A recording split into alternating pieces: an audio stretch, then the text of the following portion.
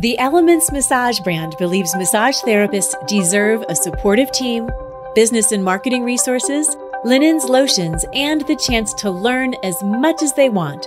So many Elements Massage studios offer continuing education too. What's better? They're hiring. To get your foot in the door, let them know we sent you by visiting elementsmassage.com/ABMP. That's elementsmassage.com/ABMP. I'm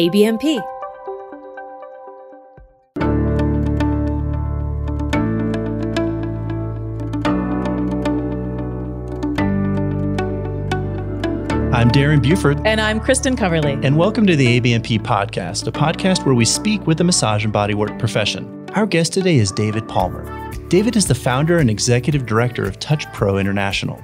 He is the author of The Bodywork Entrepreneur and Marketing Chair Massage, and developer of the first chair for seated massage. He is often referred to as the father of contemporary chair massage, and in 2007, David was inducted into the Massage Therapy Hall of Fame. For more information about David, visit touchpro.com. Hello, David. Hello, Kristin. Well, good morning. Good morning. Welcome to the ABMP Podcast. I have to start by gushing a little bit here. As a massage therapist and an educator, David, I am such a geek for chair massage. I love that modality so much. I practiced it weekly, multiple days a week for 15 years. As an educator, I taught seated massage and chair massage courses. I heart chair massage. So I could not be more excited that you are with us today. So thank you so much for being here. My pleasure for sure. It's great to hear your enthusiasm. Oh, absolutely. I could talk all day long, but let's talk about you. We like to introduce our new ABMP podcast guest to our audience. So let's start at the very beginning. Tell us about how massage came into your world and how you pursued that as a career. Well, it is an evolutionary process, of course, when something like this happens, and most things happen in your life, and it has been for many years for me. So initially, when I was in my 20s, I was a social service administrator for 10 years. And early on, I had this chronic problem with torticollis, used to be called stiff neck syndrome. And some days I couldn't get out of bed. Every day I'd get out of bed with pain. And one point I thought, that I'd probably better do something about it if I didn't want to be living with this for the rest of my life. And so I'd heard about this newfangled program called Rolfing. And this is in the late 70s. And I got myself off to the only Rolfer in the Chicagoland area, and went through the 10 sessions over the course of about a year it took because he was so busy. And it really literally changed my life. I did other things at the same time, but I really became embodied in a full way for the first time. And adding in daily stretching exercise in the morning, which I still do, and more movement, exercise, bicycling, and whatnot, which I still do, and it really stuck with me that if I ever wanted to do something interesting, it would be Rolfing. Well, as I mentioned, spent 10 years in social services, and I always say 5 years getting into it and 5 years trying to get out of it. And during the 5 years I was trying to get out of it, I was trying to figure out what I wanted to be when I grew up. And one of the exercises that I did was look at the doors that I hadn't walked through. And one of them was this exploration of Rolfing. And so I explored it again and discovered that before you became a Rolfer, you had to go to massage school or be a physical therapist or be a nurse or have some sort of professional training in the body. And so I looked around me. By this time I was in San Francisco and discovered a spa, a Japanese spa, and went and got a massage and loved it, came out to the front desk, asked if they knew of any place that would train me to do this. And they said, well, as a matter of fact, we have a school. I went to that school and ended up studying with my teacher for 2 years. And for 2 more years, he helped me take over his school before he went back to Japan. So by 1980, 82, I was running a massage school, a school of Japanese massage called the Institute. It no longer exists, but it was in San Francisco, and it was one of the first schools that was teaching traditional Japanese massage in the United States. And that's I never looked back. So, David, tell our audience about that aha moment when you developed seated massage, or the origination of that. So, when I was running the school, I came across this conundrum within the first couple of years, and realized that this thing that I love so much, I loved receiving so much, that I thought should be accessible to everyone, was not an easy way to make a living for graduates from my school. And so I began investigating what was the problem. Why didn't everybody love it as much as I did?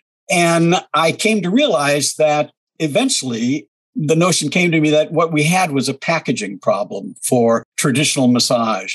And the package that we put together forced people to go into a private room behind closed doors, take off all their clothes with another person in the room, get slathered with oils, and spend an hour there, and upwards of 60, 70, and nowadays $100 a pop for the privilege. And that package, even to this day, is not accessible to most people.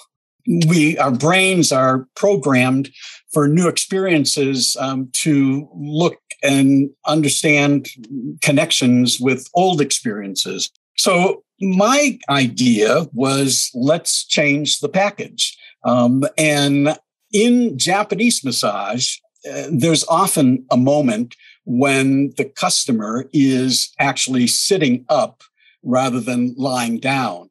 So the idea of working on somebody who was in a seated position was not actually a far leap for me. And I looked at what we could do with people just sitting in chairs, rather than sitting on the edge of a table. And I realized that there was a lot you could do, especially because Japanese massage is designed to be done without oils and can be done through the clothing. As a matter of fact, we always did it through a sheet. So that wasn't a big leap either. And and then we began experimenting with what parts of the body we could do, upper body we could do easily in a seated position. And of course, it kind of came down to the shoulders, neck, arms, back, scalp, head, and we adapted the techniques from the table massage to the chair massage, and boom, there we were.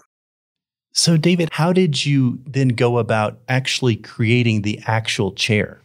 Well, and that really was, kind of the defining moment for contemporary chair massage. So when we were beginning doing chair massage down in Silicon Valley, living in San Francisco, and we got some, we tried lots of different ways to market it, but we ended up a guy who was running the documentation department at Apple Computer Corporation found one of our flyers and brought us in because they were trying to get the Mac computer on the market for the first time in 1984. And so we came in to work on his department, the people in his department, for, stress relief. And then a department next door saw us and wanted us in there. And so pretty soon we're doing upwards of 250 people a week down there, and going down there 3 times a week in a little Volkswagen, minivan, classic. I thought we'd hit the gold mine. I thought that this was a tsunami that was going to be sweeping across corporate America. And then about that time, the first recession hit the computer industry. There's these ups and downs. And so the recession hit the computer industry for the first time. And when we came back, instead of the company paying for it, the employees were paying for it. And so that was a pivotal wake-up call for me. And I realized that, we needed to take a step back and think more long-term about what was necessary to create, in essence, a new industry. So I realized that a tool was needed that would make the customer more comfortable and the practitioner, make it easier for the practitioner to work. And so those were the days when they had those knee chairs that came from Scandinavia with the tilting seat and the tilting knee rest. And so I looked at that, and I went to a French cabinet maker who was recommended to me, Serge Bourgeois, and he and I put together a design for a way in which the customer could be leaning forward with their arms supported, with their face supported. Basically, the idea was to get their whole body off the ground so that they felt totally supported by a new chair that, of course, nobody had ever seen before because it was a backwards chair. And so we came up with a design out of wood that we took to Living Earth Crafts, a manufacturer up in Santa Rosa, north of San Francisco. And the owner worked with us for 2 years to bring it from a prototype stage into a production stage. And in 1986, the first of the chairs started rolling off the line, and that was it. Shortly after we began using them, one of the things that I realized was that having a physical representation of a new idea was very crucial. Because we often ran into the issue when we're talking with people on the phone and trying to describe chair massage to them. They would want to know, well, do I have to have an electric, outlet nearby to plug it in? So their idea of chair massage was, the lounger idea, and having a physical representation, something that they could look at and see, really just sprang it wide open. And all of a sudden, this is not table massage. This is not what they normally think about as massage. And B, it fits into a whole new category and creates a whole new category for the industry. Let's take a short break to hear a word from our sponsors. Anatomy Trains is delighted to announce a brand new dissection livestream specialty class on September 18th. Lumbopelvic Stability, a one-day layered dissection with Anatomy Trains author Tom Myers and master dissector Todd Garcia. The early bird price of $150 is held until September 10th. After September 10th, the price is $250. Come see the body's actual core for yourself. This course will be provided over Zoom webinar with multiple camera views, live chat, and Q&A. Visit anatomytrains.com to sign up. Now let's get back to the podcast. Okay, David, let's talk about chair massage as a modality. And I always say it is not just Swedish massage in the chair. It is its own modality with its own techniques. And you developed a kata, or a flow. Tell us about that. Tell our listeners who aren't familiar with chair massage, maybe haven't ever studied it before, about that flow, its origin, and the different body parts that you work, and some of the techniques that you use. Well, it's all based on traditional Japanese massage, the work that I do. So I hadn't studied anything else, so that was all that I knew. And as I mentioned, because it was Japanese massage, it was based on acupressure and didn't require oil. So doing it through the clothing was pretty straightforward. One of the advantages of Japanese massage is that there's very little strength involved. It's all leverage. So we make a big point in helping people find the body mechanics that are appropriate for the chair. And because the client is sitting on an angle, it's actually quite easy to use pressure to apply pressure. So we were creating a routine out of traditional Japanese massage. And one of my students at the time was a student of a martial art teacher, martial art master, who was studying a kind of obscure form of martial art called Shintaido. And I asked him, why don't you give, Master Ito a massage and let me know what he thinks. And so he did. And my student came back and said, Ito says that it's a good kata. And I said, what's a kata? And not being familiar with the word at all. Well, it turns out that what he was referring to was the Japanese concept of form, of taking something and turning it into a precise, highly choreographed form of not just the physical work, but also the intention, the approach before, afterwards, the whole package. So most people are familiar with the term because it's a martial art term, but it also can be applied to Japanese brush painting, to ikebana, Japanese art arranging. Those all have katas connected to them.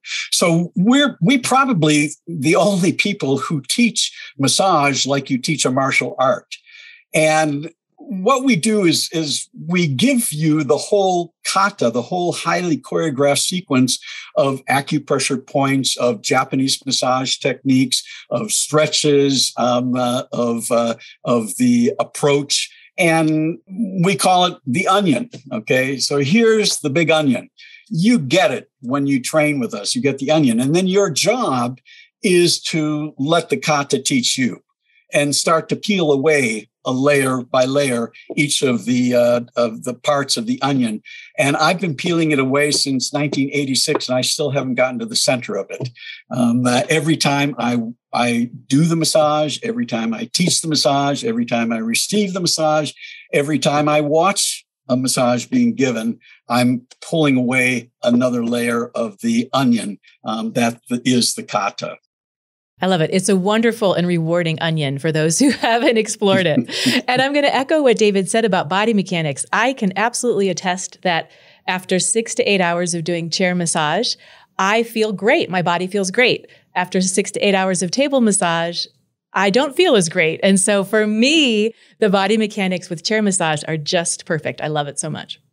Yeah, you don't have to lean over anything. And using your body weight, we of course work alongside other people many times who are doing other kinds of techniques, and they get tired. And particularly if you're using Swedish techniques where you're trying to grasp the muscles with your hands. This is why I tell people why we go to massage school is, when before we go, people tell us what great hands we have when we're doing massage on our friends and families. But what we know is how tired our hands get, because our technique is so, is based on muscle strength, squeezing. And we go to massage school to learn good technique so we don't get exhausted, But what you have to default to when you can't use oils is oftentimes muscle strength techniques again. So it just is not as effective or efficient as the acupressure techniques, which go literally right to the point. So it's a carefully designed sequence of acupressure points whose purpose is to, with the greatest efficiency, get the greatest level of relaxation and relief in the shortest amount of time. David, you wrote Marketing Chair Massage. What are some primary keys to success for practitioners wanting to succeed in this area? So there's basically 3 ways that you can use chair massage. You can use it to get table clients. You can use it alongside of your table practice, or you can use it as a standalone, as your practice, as your total practice. There's basically 3 markets for chair massage if you're selling it. The 3 markets for chair massage are the ones that people are most familiar with are the event market, where you take chair massage to a location like a convention, a show, or trade center where a lot of people have seen it, and you do it on people who see you one time and never again. The second category we call the workplace market, and a lot of people are familiar with that. As a matter of fact, that's how a lot of people decided to go to massage school, was because they had their first massage in their workplace and said, "Why am I doing whatever I'm doing and not liking it when I could be doing something that would make me feel great?" And so workplace has been a huge segment. Those 2 segments, the event and the workplace, workplace massage have traditionally been the largest segments of chair massage market. The third market is what we call retail chair massage. And that's kind of a combination. It could be people you see one time, but the main difference is that the customers come to you instead of you going to the customers, as is the case with the event and the workplace massage. So that could be an airport. It could be as part of a hair salon. It could be a freestanding retail store, as I had in San Francisco for a while, and in downtown San Francisco. And the people would come to us, and they would come to us with their aches and pains. It was difficult for people to get through the front door without saying, I slept wrong last night, or, my shoulder's hurting, or I strained my back, or whatever. And we would have to begin to re-educate them as to the difference between massage and massage therapy. So massage therapy, which is the kind of the branding path that was chosen in the mid-1980s by the massage profession, wanted to position massage as a healthcare service, and has done a very good job of it. It's been successful to a point, but it's had its limitations. What they left behind was just personal care service massage, massage as relaxation. So I can tell somebody who comes in with aches and pains, I can say, well, I'm good to hear about that, and I will definitely be careful in those parts where you're hurting, and check in with you constantly to make sure that I'm not making it worse. But what I do is a systemic massage. What I do is something that's for the whole body, for the whole person. And the effectiveness of the massage will be such that I guarantee whether your problem is resolved in 15 minutes or not, you will feel better. And if you don't feel better, then you don't have to pay us. You don't have to pay me. And the idea, the concept of feeling better, of just, having permission or finding a way, finding a tool that makes you feel better in 15 minutes is pretty unusual, but we've got it. The massage industry has it. And that is life-changing for many folks, just to begin to know that they don't have to feel the way they're feeling at this moment in time, whether it be, stiff, angry, depressed, frustrated, overwhelmed, in pain, whatever you come and sit into the chair, however that begins, your experience with a massage, I guarantee you that oxytocin and the stimulation of the parasympathetic nervous system will make you feel better. And we're pretty confident in that now. And now we have the science to prove it. Absolutely. And I can attest that first-time chair massage clients are shocked and surprised by how much change they can feel in their own bodies and in their own emotions after just 10 to 15 minutes. So very powerful work. And check for all the 3 different reasons to do chair massage, and also the 3 different settings. I've done them all. And I can tell you, listeners, that I love chair massage as its own modality, but yet it was the best marketing I could ever have done for my table massage practice. And now 21 almost years into this wonderful work, every single one of my table clients, I can trace back in some way to chair massage and a chair massage client. So again, you're not alone. Powerful work. Yes, it's wonderful. All right, David, one final question. What's the future of chair massage? So chair massage is, I think, at a crucial moment in a crucial time in the evolution of the massage industry. So as we know, over the past number of years, since 2008, actually, there's been a struggle in the massage industry to develop practitioners and to expand the market for professional massage, people who touch professionally. The problem in the United States with chair massage is that the North America, I'll include Canada in this, is an outlier in how it treats chair massage.